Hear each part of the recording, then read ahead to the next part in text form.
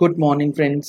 GST platform के YouTube channel में आप सभी का स्वागत है। जी हाँ फ्रेंड्स, जीएसटी के अंदर अगर आप किसी अनरजिस्टर्ड पर्सन को, अनरजिस्टर्ड डीलर को यानी कि कस्टमर को, काउंटर कस्टमर्स को बिलिंग करते हैं तो उसकी बिलिंग के अंदर, इनवॉइसिंग के अंदर नया रूल जो है वो इंसर्ट किया गया है। और इस नए रूल के तहत अगर आप बिलिंग नहीं करेंगे तो आपके ऊपर पेनल्टीज जो है वो लगाई जा सकती हैं। सबसे पहले समझिएगा, जो नॉर्मल प्रोविजन जो पहले से अवेलेबल है आपके पास पता होनी चाहिए वो क्या है, और उसके बाद अमेंडमेंट प्रोविजन जो है वो समझ में आएगा। लेट सपोज आप किसी अनरजिस्टर्ड डीलर को, ऐसे डीलर को जो जीएसटी में रजिस्टर्ड नहीं है, और आप उसे कोई इनवॉइसिंग करते हैं, और इनवॉइसिंग आप कर रहे हैं लेट सपोज सर्विस प्रोवाइडर की कैटेगरी में, सर्विस का बिल आप देते हैं। तो आपके लिए क्या है नियम, क्या आपको चीजें बिल बनाते समय बिल के ऊपर लिखना जरूरी है। ये आपको नाम उसका, जो आपका रेसिपिएंट है, उसका एड्रेस, और एड्रेस फॉर डिलीवरी, जो भी वो एड्रेस आपके पास अवेलेबल है ऑन रिकॉर्ड, उसका स्टेट कोड, और उसके साथ साथ जो उसका पिन कोड होता है, ये सारी चीजें आपको बिलिंग करते समय लिखनी मैंडेटरी है। अनरजिस्टर्ड के केस में, चाहे आप गुड्स की बात करें या सर्विसेज की बात करें, अगर अगर उसकी जो वैल्यू है वो 50,000 रुपए से ऊपर चली जाती है, यानी कि 50,000 रुपए से ऊपर की वैल्यू के बिलिंग में आपका, अगर अनरजिस्टर्ड डीलर भी है, कस्टमर भी है, रजिस्ट्रेशन नहीं ले रखा उसने, फिर भी आपको उसका नाम, address, address for delivery, state code, pin code, ये सारी चीजें बिल में लिखना मैंडेटरी है। Point number 1। ये बात आपको कहां लिखी मिल जाएगी?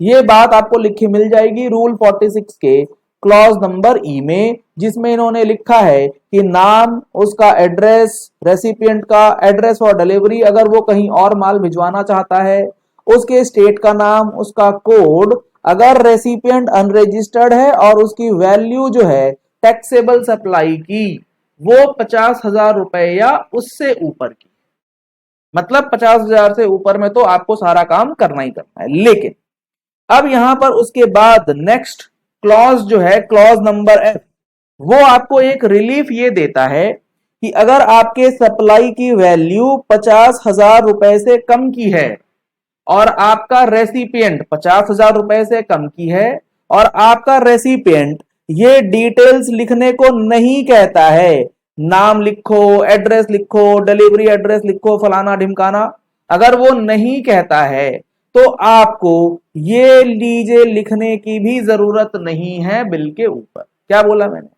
अगर आपकी बिल वैल्यू यानी कि टैक्सेबल वैल्यू जो है वो 50,000 से कम की है, और आपका रेसिपिएंट आपको प्रॉपर बिलिंग करने के लिए नहीं कहता है, प्रॉपर टैक्स इनवॉइस बनाओ अपने नाम, address, address for delivery, state वगैरह डाल करके, तो ये दो कंडीशंस अगर फुलफिल हो जाती हैं तो आपको सिर्फ और सिर्फ एक सिंपल सा टैक्स इनवॉइस बना करके बिना इसी किसी डिटेल्स के दिया जा सकता है।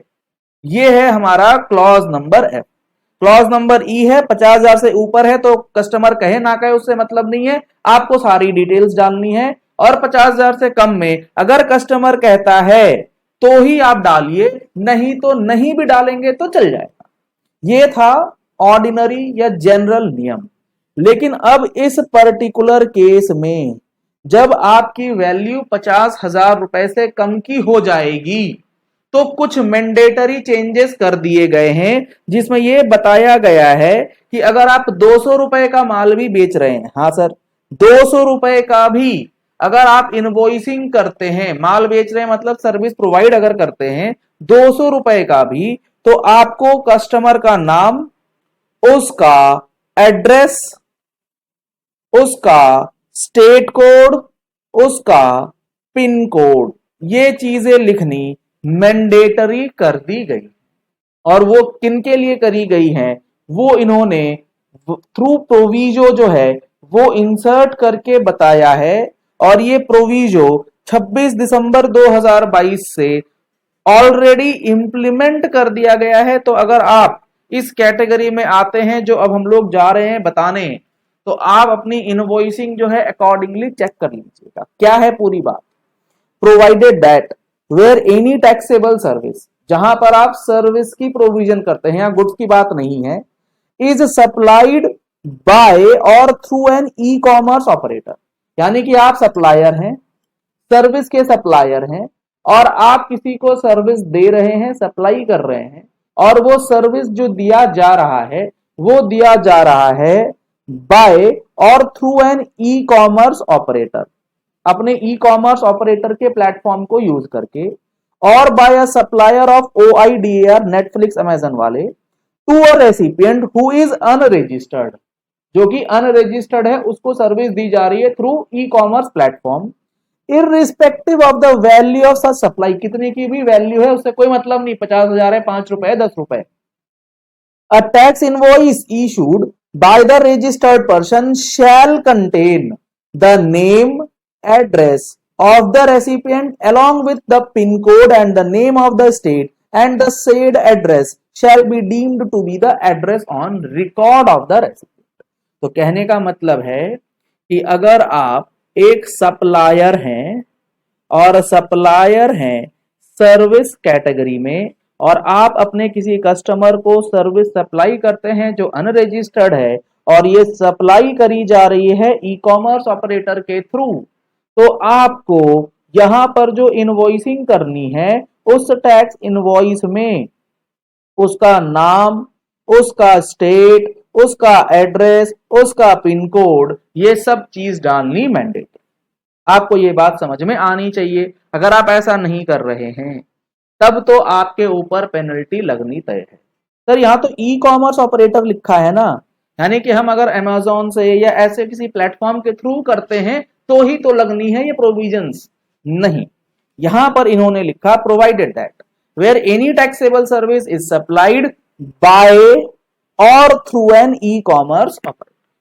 तो आप चाहे ई कॉमर्स प्लेटफॉर्म के जरिए किसी third party electronic commerce operator के जरिए करें, या आप एक सप्लायर ऑफ सर्विस हैं, आपने अपनी वेबसाइट बना रखी है, आपने खुद की वेबसाइट बना रखी है जिसमें आपने अपनी सर्विसेज लिस्ट कर रखी है, और उस सर्विसेज को आप अपनी वेबसाइट से सेल करते हैं, तो आप भी ई कॉमर्स ऑपरेटर के द्वारा ई कॉमर्स ऑपरेटर से सर्विस प्रोवाइड कर रहे हैं, ये माना जाता है।